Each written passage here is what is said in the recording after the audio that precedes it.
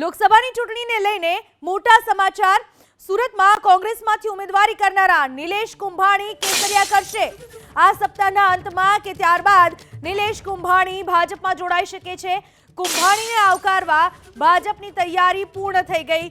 સુરત લોકસભા બેઠક પર 2 દિવસથી ચાલી રહેલ રાજકીય ડ્રામાને અંતે રવિવારે બપોરે ચૂંટણી અધિકારી ડોક્ટર સૌરભ પારગીએ કોંગ્રેસના ઉમેદવાર નિલેશ કુંભાણીનું ફોર્મ રદ જાહેર કર્યું હતું અને જે બાદ અપક્ષ સહિત 8 ઉમેદવારો પૈકી 7 ઉમેદવારોએ ફોર્મ પરત ખેંચ્યા હતા, જેથી સુરત બેઠક પર ઇતિહાસ સર્જાયો અને ભાજપના ઉમેદવાર મુકેશ દલાલ બિનહરીફ થયા।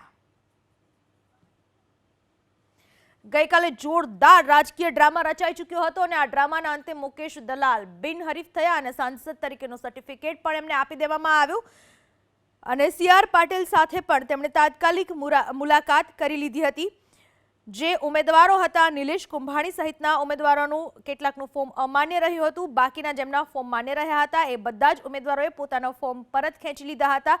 સૌથી છેલ્લે બીએસપીના ઉમેદવાર પ્યારેલાલે પોતાનું ફોર્મ ગઈકાલે પાછું ખેંચી લીધું હતું બપોરે 2:15 કલાકે અને ત્યારબાદ જેવું તેમણે ફોર્મ પરત ખેંચ્યું તરત જ આ સુરતની લોકસભાની બેઠક બિનહરીફ જાહેર થઈ ગઈ અને સાંસદ તરીકે મુકેશ દલાલ બિનહરીફ।